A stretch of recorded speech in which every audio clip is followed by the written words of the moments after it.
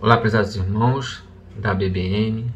É com imensa alegria que estamos aqui hoje, reunidos em pensamento e com sentimento da mais profunda gratidão pela oportunidade de podermos fazer algumas reflexões sobre os ensinamentos do nosso Mestre Jesus, que é caminho, a verdade e a vida, assim como nos ensina o Evangelho.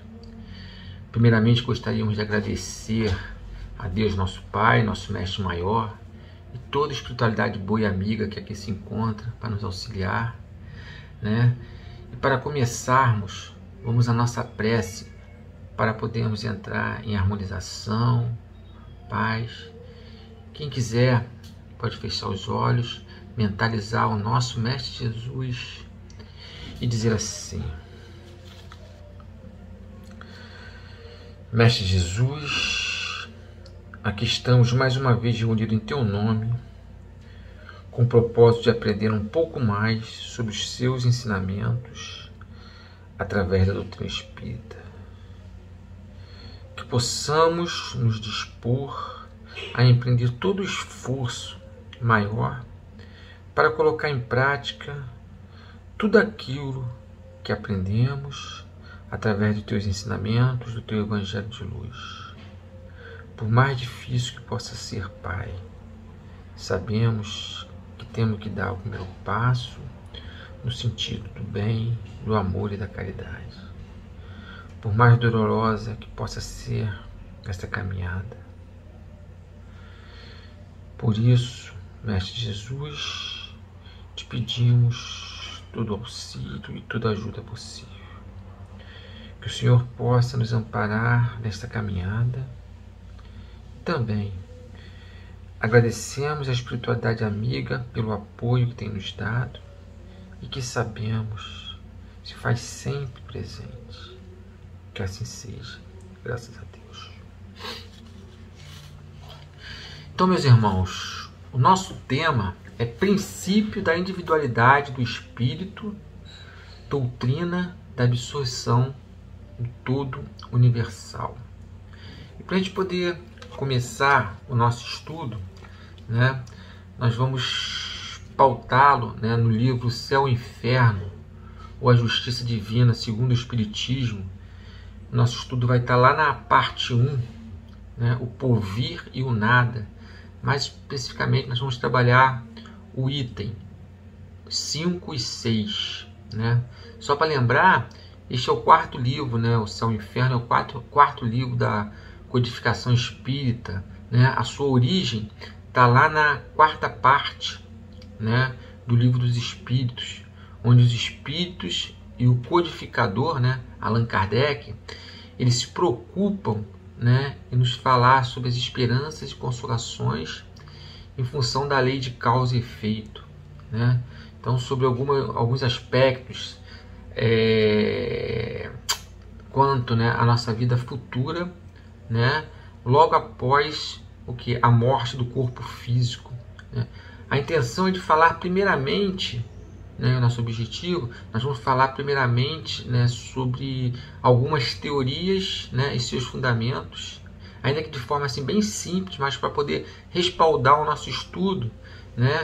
E o que é importante, nós não temos nenhuma pretensão de querer defender uma ou outra dessas teorias.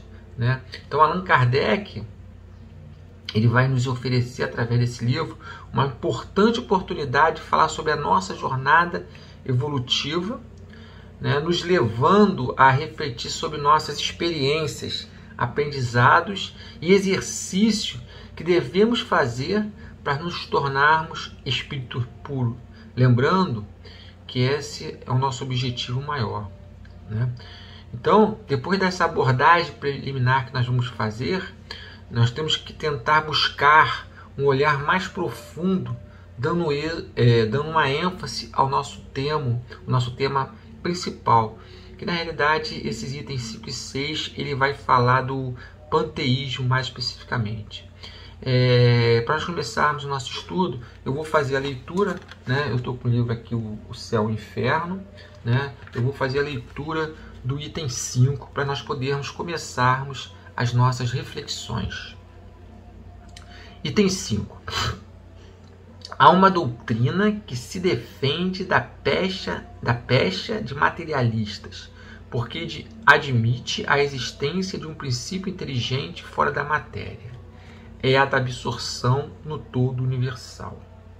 Segundo essa doutrina, cada indivíduo assimila ao nascer uma parcela desse princípio, que constitui sua alma, e dá-lhe vida, inteligência e sentimento.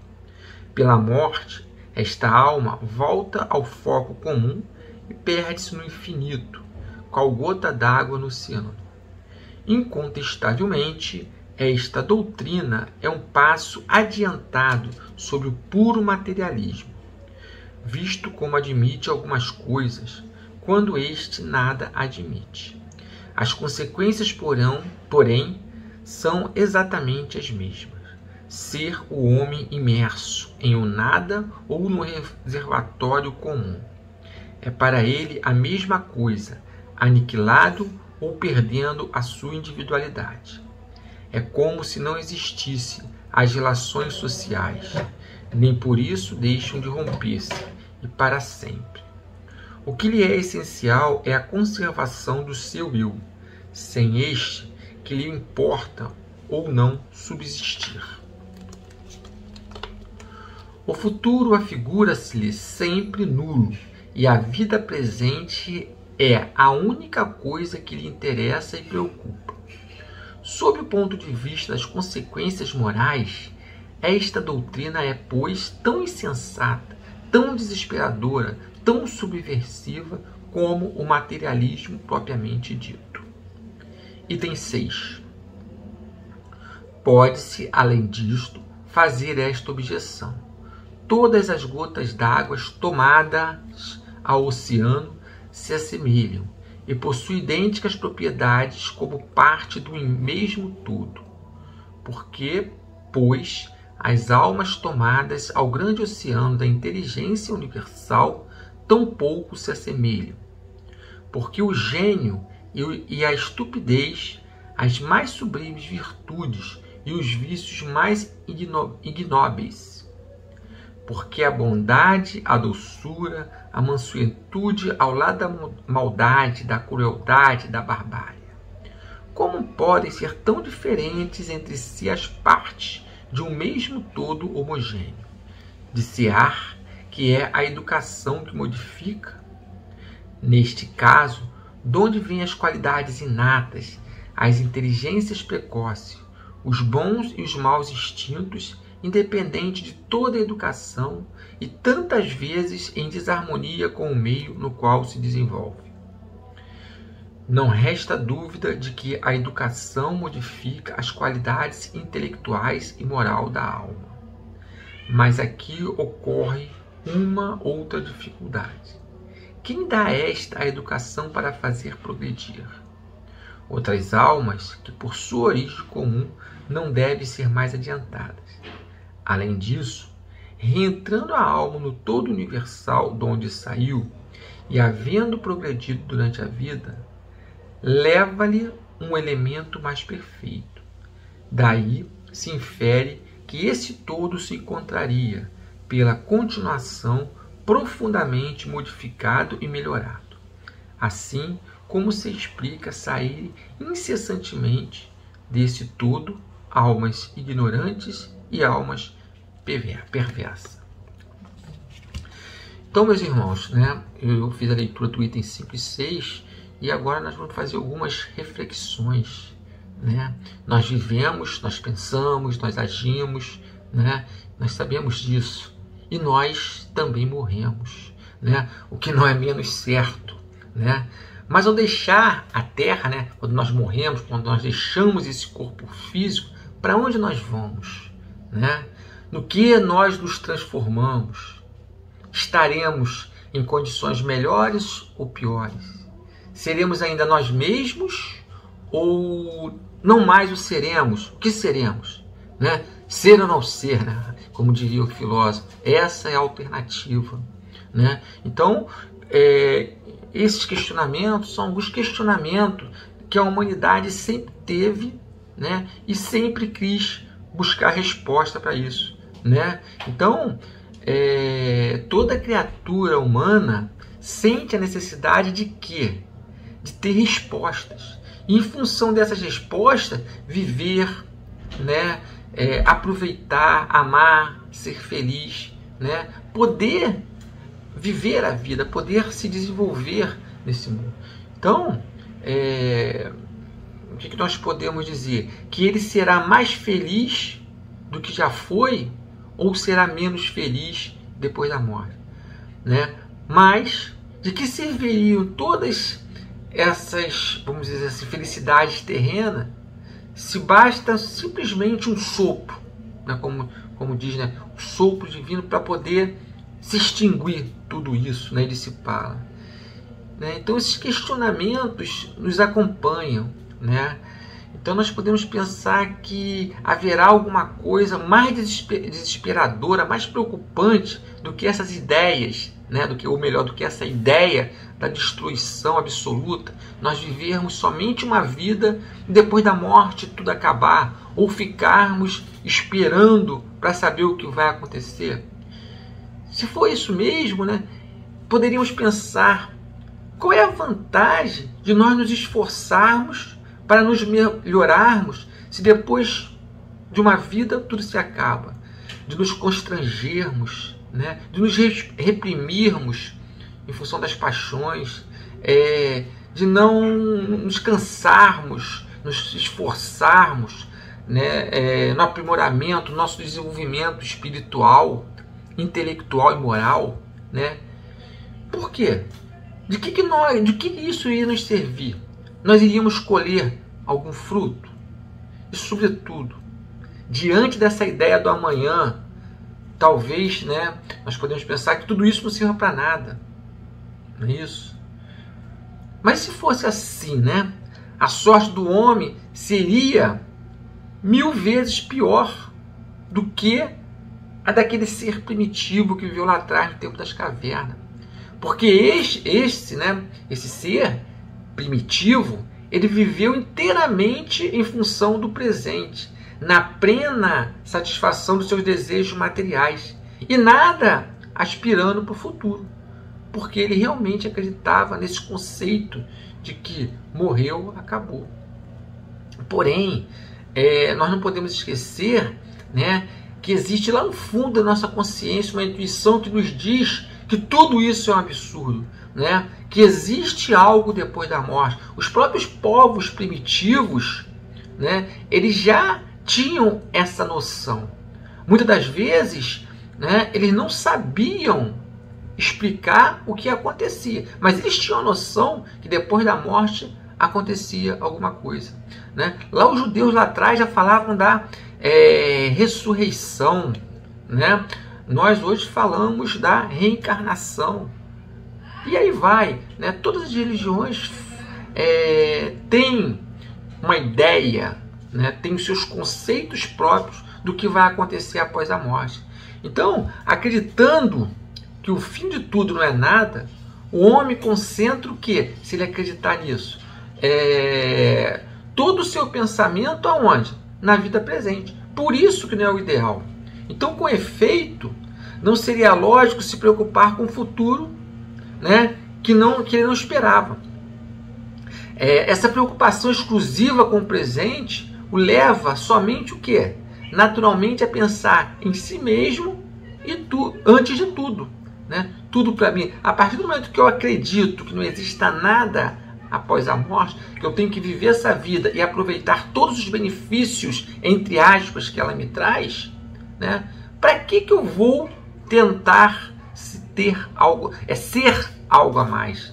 Então portanto, né, o mais poderoso estimulante do que? Do egoísmo. É a incredulidade e a consequência que ela traz quando se chega a essa conclusão. Aproveitando, né, enquanto vivemos, aproveitamos o logo, né? Pois nós não vamos saber quanto tempo isso vai durar.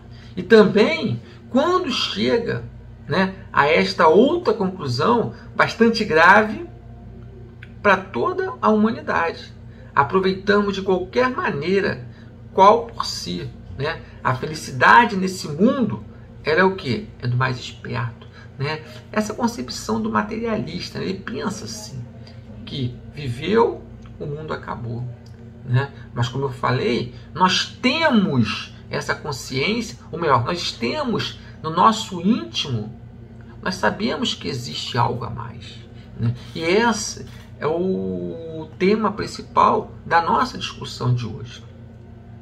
Então, se existe uma doutrina, vamos dizer assim, malsã e antissocial, seguramente é essa doutrina do nada, né? Porque essa doutrina do nada fala que nós morremos e tudo acabou, né? Então, ela rompe, ela faz com que rompa, né, todos os laços da sociedade e de fraternidade, que são os fundamentos das relações sociais que nós precisamos viver, né? Então, vamos supor que em alguma circunstância todo o povo, toda a população de um lugar se convença de que dentro de 8 dias, um mês, um ano, ele será aniquilado, e que nenhum indivíduo sobreviverá, e que não restará mais nenhum traço de cada um após a morte. Imagina só o que essa população não iria fazer. Todo mundo ia querer aproveitar o máximo possível, todo mundo ia querer fazer coisas que até então não se permitiam fazer, porque seriam os seus últimos dias. Então, a partir dessas questões, desenvolvemos o quê? Um raciocínio lógico sobre algumas teorias que podemos dizer, né, podemos chamar que são conceitos filosóficos ou doutrina, que é sobre o niilismo, que nós vamos falar rapidamente, e vamos focar no panteísmo, que é o nosso enfoque principal. Só para conceituar, nós falamos do niilismo, né? O niilismo, no niilismo, nesse conceito, a existência restringe-se unicamente ao momento presente, nada restando após a morte do corpo físico, né? São os materialistas, vamos dizer assim. E assim sendo, pensando assim, a tendência do ser humano será concentrar toda a sua vida no hoje, basicamente usufruindo o que viesse a conquistar, né? Afetos, família, aquisição de conhecimento, acreditando que nada disso permanecerá após a morte do corpo material. Então, o niilismo ele fala sobre isso, não acreditando na continuação da vida após a morte, né? A continuação da vida após a morte, após vamos dizer assim, esse desligamento do corpo físico, essa separação do corpo físico, ele é aquilo ali, ele é aquele corpo, ele intensifica todos os seus interesses unicamente aonde? Em si próprio, né? Aparecendo nele um perfil egoísta e se descuidando, como eu falei anteriormente, né, desses laços de solidariedade e fraternidade, conforme o nosso amigo Jesus vem nos falar, né? Ele não se valoriza como um ser social, né? Ele acredita que ele é único, ele é o mais importante, e ele prioriza o individual e esquece o coletivo. Nós temos o panteísmo, que é um outro conceito, né, filosófico, né? Esse conceito que nós vamos abordar aqui agora, né, como eu falei no começo, nós não vamos defender nenhuma teoria, nós estamos aqui falando de forma imparcial sobre esses conceitos e dando exemplos, porque é o nosso tema hoje, mas nós não vamos defender nenhum desses conceitos, porque nós sabemos que a doutrina dos espíritos, ela não defende, ela não acredita, né, nem no niilismo, nem no panteísmo, né? Então nós só estamos conceituando e reflexionando sobre esses conceitos. Lá no panteísmo, Deus é ao mesmo tempo espírito e matéria, né? Então nós sabemos, o livro dos Espíritos diz, né, que o universo é composto de 3 elementos: Deus, Espírito e matéria, né? São 3 elementos dependentes. E no panteísmo ele começa dizendo que Deus é espírito e matéria, né? Então ele junta esses três elementos num único só. Todos os seres e corpos da natureza compõem a divindade. Deus é o conjunto de todas, não podemos esquecer isso, de todas as inteligências reunidas, né? Essa doutrina panteísta, ela considera o princípio universal da vida e da inteligente como parte integrante da divindade, né? E eu estou falando isso porque quando a gente estuda o Livro dos Espíritos, a gente vê que, né, logo no começo, como eu falei, ele difere, ou melhor, ele separa Deus do Espírito e da matéria. Assim, ao mesmo tempo, Espírito e matéria, né, melhor, essa divindade, ao mesmo tempo, ela é Espírito e matéria. Todos os seres, todos os corpos da natureza constituem, né, essa divindade, Deus, do qual representam as moléculas e os demais elementos componentes, né? Isso aí é o que eles acreditam. Deus é o conjunto de todas as inteligências reunidas. Cada indivíduo, sendo parte de um todo, é em si mesmo Deus, né? Ela fala isso. Então, nós temos que tomar muito cuidado, né, com esses conceitos. Ele diz que nenhum ser superior e independente comanda o conjunto. O universo é como se fosse um enorme país sem um presidente, sem um líder, onde todos, ou cada um, é seu próprio chefe com poder absoluto. Imagina isso, né? Todo mundo, cada um é seu chefe, cada um faz o que quer e um abraço, porque todo mundo ao mesmo tempo é chefe de todo mundo, né? O ser nasce como parte da divindade, ele vem da divindade e depois da morte do corpo físico, ele retorna para esse todo, né? Então ele acredita num todo universal, né? Tem até o exemplo no próprio livro, ele fala, né, é como se fosse um oceano e nós fazemos parte desse oceano, e nós, enquanto estamos aqui encarnados, nós somos uma gotícula. Nós não temos a nossa individualidade, né?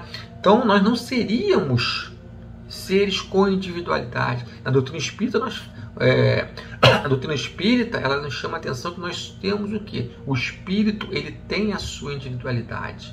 Então, nós, segundo a doutrina, né, panteísta, né, nós não seríamos seres com individualidade e sempre seremos parte de um todo. A própria divindade, né, desse todo que é a própria divindade. Uma das acusações constantes formulada ao espiritismo pelos religiosos, particularmente pelos teólogos, né, eu estava até pesquisando, é de que o panteísmo, segundo afirmam de um modo geral, o espiritismo seria uma concepção materialista do mundo para confundir o Criador, né, com a criação, né? Os teólogos, eles usam esse argumento contra a doutrina espírita. Isso eu busquei, quando eu estava fazendo nosso estudo, eu encontrei essa afirmação e depois eu fui buscar e eu achei interessante, né? Eu não tinha essa ideia. Então já vimos, nós sabemos, nós que estudamos a doutrina dos espíritos, nós sabemos que essa acusação ela é infundada, né? Anteriormente, verificamos que o próprio Allan Kardec, né, ele dedicou um capítulo ao problema, né, esse problema sobre o panteísmo, lá no Livro dos Espíritos, justamente para quê? Em resposta a esses teólogos, esclarecendo o quê? A posição da doutrina dos espíritos, do espiritismo, né? Não bastasse, convém analisarmos o quê? O aspecto dessa questão, para melhor definirmos o quê? O nosso pensamento a respeito de tudo isso, né? Então, segundo a etimologia, e de acordo com o emprego, né, que nós empregamos tradicional o termo panteísmo, é uma concepção do mundo que pode ser traduzida, ela pode ser simplificada como tudo é Deus, né? É importante, né, isso aí, porque, né, é diferente. Tudo é Deus e Deus está em tudo, né? Então, Deus é a realidade o quê? Única, da qual todas as coisas não são mais do que emanações desse Deus. Mas existe o chamado panteísmo materialista, né? Que, não obstante o quê? Das contradições desse termo, né? Esse panteísmo materialista, segundo a concepção, é a realidade primária do mundo. E Deus é a suma do mundo, ou seja, o resultado do conjunto das leis universal. Isso é muito importante, né? Deus é o resultado do conjunto das leis universais, que vai dizer, né, que fala sobre essa concepção do panteísmo materialista. Com razão se diz que não se trata propriamente do panteísmo, né? Apesar desse emprego tradicional dessa classificação. Essas duas formas de panteísmo, como eu já falei, elas são rejeitadas pelo Espiritismo. Nós não seguimos esse raciocínio, nós não acreditamos nisso. Apesar disso, podemos dizer que existe uma forma de panteísmo espírita, né? Se entendemos a palavra no sentido relativo, é aquilo que eu falei, Deus está em tudo, né? Essa forma, porém, ela não é privativa de quê? Do Espiritismo. Ela vai aparecer em todas as denominações religiosas, ou melhor, todas as concepções religiosas, pois todas as religiões consideram universal a presença de Deus, que se manifesta na natureza inteira e está em todas as coisas, né? Deus não é todas as coisas, Deus está em todas as coisas. Por isso que nós chamamos, né, de panteísmo espírita. É conhecida, né, a afirmação lá do apóstolo Paulo de que vivemos em Deus e nele nos movemos, né? Paulo falou isso. Então a presença universal de Deus é uma forma relativa de panteísmo que nos mostra o universo em relação estreita com Deus. O que quer dizer isso? A criação ligada ao Criador. Não é a mesma coisa, tem uma interligação, mas são coisas distintas. Então ele fala da criação ligada ao Criador. Mesmo no panteísmo, é necessário compreendermos que o panteísmo de maneira mais conceitual do que real. Ou seja, num plano teórico, né? A gente tem que pensar num plano antes teórico do que prático. Deus para ele, né, era esta última, o que pode ser entendido, como é que eu posso dizer, do ponto de vista espírito, como uma confusão entre o princípio inteligente e Deus, né? Hoje, pela doutrina, nós sabemos que o princípio inteligente é o espírito e existe Deus. Então existia essa confusão, né, entre que esse princípio inteligente e Deus seria a mesma coisa. O Espiritismo, como eu estou falando, ele não faz mais essa confusão, porque nós já sabemos que esse princípio inteligente é o Espírito. Admitindo apenas Deus no universo como consequência da sua própria transcendência, né? Não é fácil compreendermos esse processo, lógico, né? É meio complicado no primeiro momento, sem uma definição exata dos termos. Por isso que a gente tenta trabalhar palavra a palavra, conceito a conceito, como cada linha filosófica entende essas palavras. Mas quando nós procuramos examiná-los, né, tudo se torna mais claro, fica mais fácil a gente poder entender quando nós vamos a fundo buscar exatamente o que? Essas diferenças. Então, dessa maneira, né, o panteísmo ele tem sido considerado uma teoria de Deus, né? Uma teoria que vem de Deus, onde tudo vem de Deus. Se não bastasse, né, a própria teologia católica considera as aspirações religiosas do homem como decorrência dessa eminência de Deus na alma, né? E o cristianismo evangélico, né, nos nossos irmãos evangélicos, estabelece o princípio da iminência de Deus em nós mesmos. Como nós poderíamos entender assim, né, a iminência daquilo que é o que? Transcendente. Né? O que é transcendente? Né? Que vem diante, que está acima e além de todos os homens. Então esse problema pode ter provocado, em determinado momento, uma grande confusão no campo teológico. Ou melhor, são as interpretações. É como o homem leu e entendeu o que estava escrito. Né? Mas a posição espírita, isso que é importante para a gente, é de tal maneira clara que podemos compreender sem maiores o quê? Dificuldade. Kardec, para facilitar a nossa vida, ele colocou termos, né, de causa, em termos, né, de causa e efeito. Né? Ele diz, né, que não há efeito inteligente sem uma causa inteligente. Kardec fala isso lá no Livro dos Espíritos. Eu não lembro agora qual é a questão.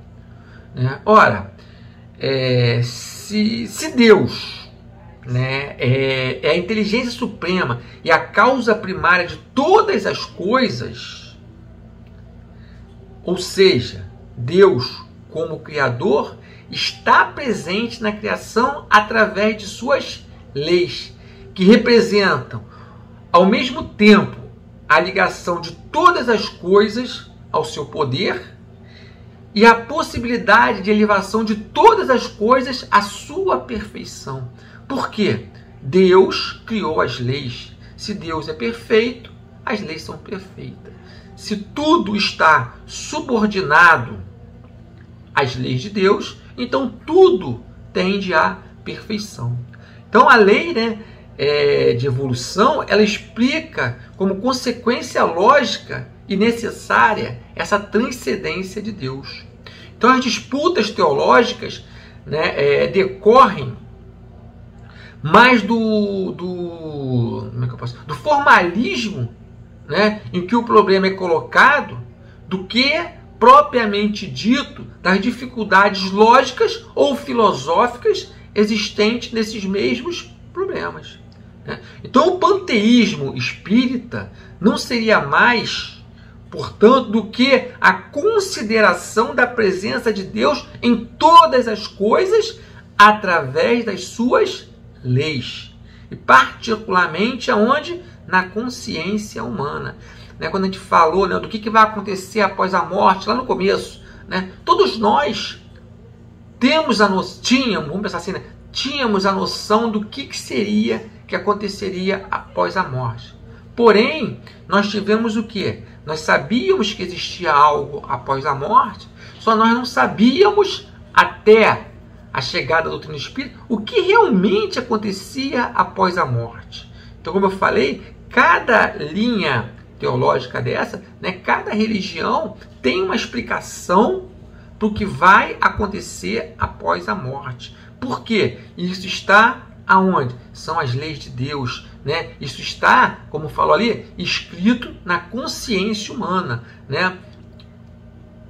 Lá no item, né, na questão do Livro dos Espíritos 626, nós vemos, né, nós temos a afirmação de que as leis divinas estão escritas. Né? Esse motivo porque todos os homens que meditaram sobre a sabedoria puderam compreendê-las e ensiná-las. Esse item ele ainda vai reafirmar, né? Estando as leis divinas escritas no livro da natureza, o homem pode conhecê-las sempre que procurá-las. Né? Então as leis estão aí, é só nós buscarmos e estudá-las. Então eis porque, né, seus princípios foram proclamados em todos os tempos pelos homens de bem. E também porque encontramos os seus elementos na doutrina moral de todos os povos. A presença de Deus, nós temos que ter consciência disso. Né? A presença de Deus não se restringe à consciência humana, mas se estende a toda a natureza, porque tudo é criação de Deus e tudo segue as leis divina, as leis de Deus. Então todas as religiões admitem esse princípio, de uma forma ou de outra. É o que eu falei, né? Com uma interpretação ou com outra interpretação. Existe uma diversidade. Principalmente quando pretende oferecer o quê? As provas da existência de Deus. O Espiritismo, ele nos esclarece de maneira simples e precisa, né? Retirando o quê? Essas névoas, esse véu dessas discussões teológicas e nos colocando sobre o quê? Nos trazendo princípios lógicos. O Espiritismo, nós não podemos esquecer, ele se apresenta com todo o seu poder de esclarecimento. O Espiritismo é o Consolador prometido, que nos foi prometido pelo Mestre Jesus e nos foi entregue pela espiritualidade. Então, o que se deve pensar da opinião, né, segundo a qual todos os corpos da natureza, todos os seres do globo, do universo, seriam parte da divindade, constituir um conjunto maior, né? O panteísmo, nós não podemos esquecer, é uma doutrina filosófica que defende que tudo é Deus, diferente do panteísmo espírita, considerando a natureza e o universo divino. Então, existem várias formas ou vários sistemas de panteísmo, como nós falamos. O panteísmo clássico, ele considerava Deus a única realidade e o universo uma mera manifestação, emanação ou realização de Deus, né? Deus é causa e princípio do universo. O panteísmo materialista vê no universo a própria realidade de Deus. Deus, tal qual o concebemos, não é, pois, o Deus do panteísmo oriental, que se confunde com o universo, nem o antropomorfo, né? Aquele onde Deus é aquele senhor de barba, né? O senhor, né? De barba, nossa imagem, o ancião que vive lá no seu trono, né? Deus é manifestado pelo universo, do qual é a representação sensível, mas não se confunde com este. Isso é muito importante.